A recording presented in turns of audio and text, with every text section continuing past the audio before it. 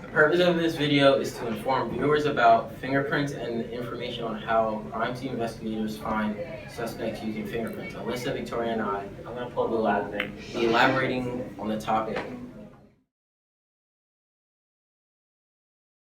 the dust and apply it. You rub it gently over the fingerprint to make sure to get the picture to here. It's not enough dust. Good. Getting more dust for the. You apply the dust over the print until it adheres. I took it this morning.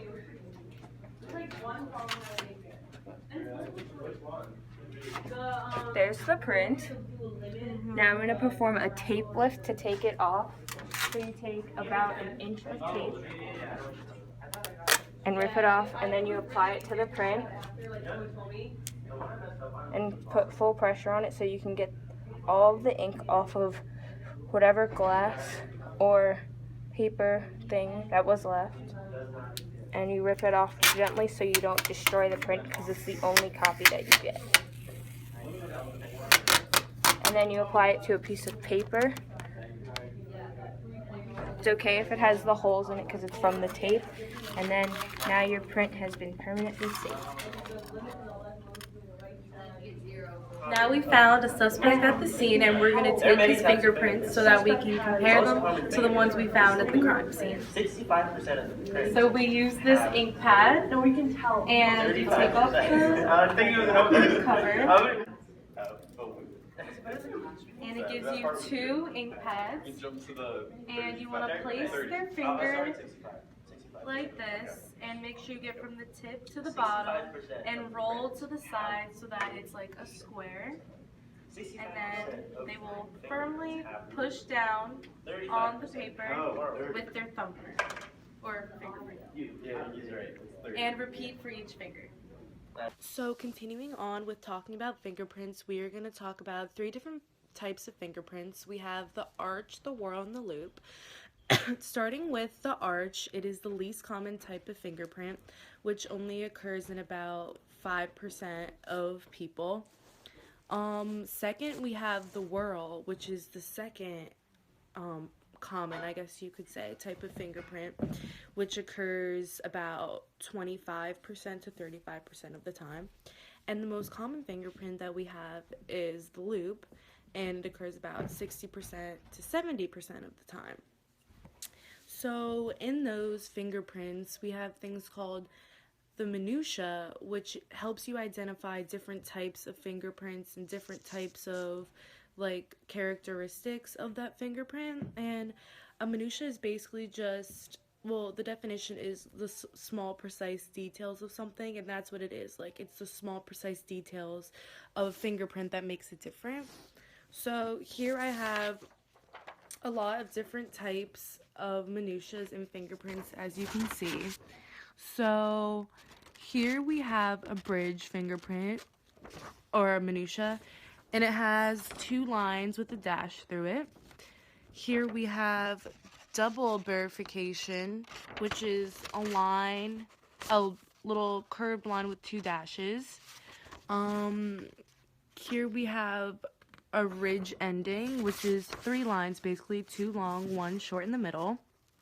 Let's skip. We have a dot, which is 2 curved lines, I would say, with a dot in the middle. We have the island short ridge, which is 2 curved lines with 1 straight in the middle. And we have a hook, or also known as the spur, with 2 lines parallel and a curved line coming out of the top line. We have the trifurcation, which you can see there are multiple nut lines within that one, almost looking like a wishbone or something like that. So yeah, there are many different types of minutias that basically help you identify other fingerprints, how you can see how they're different from others. Which brings me to our fingerprints class evidence or individual evidence. And basically no individual fingerprint is the same as another, so obviously that would be individual. No one has the same fingerprint, not even twins or something like that.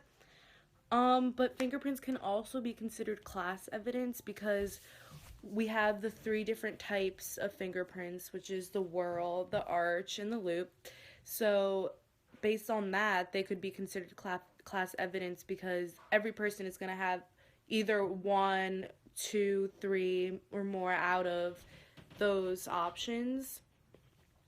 But the minutiae make them individual because there's going to be, as you can see, there are many different types of minutiae that can be found in various fingerprints. So based on that, a lot of the times they're not going to be the same. Or, as I said before, no 2 fingerprints are alike. So, yeah.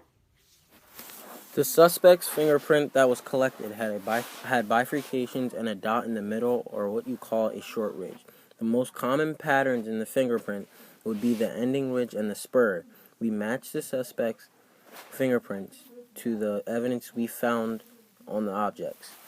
In the suspect's fingerprint, there are plain whorl patterns in the middle, and it loops out to the outer ridges of the finger.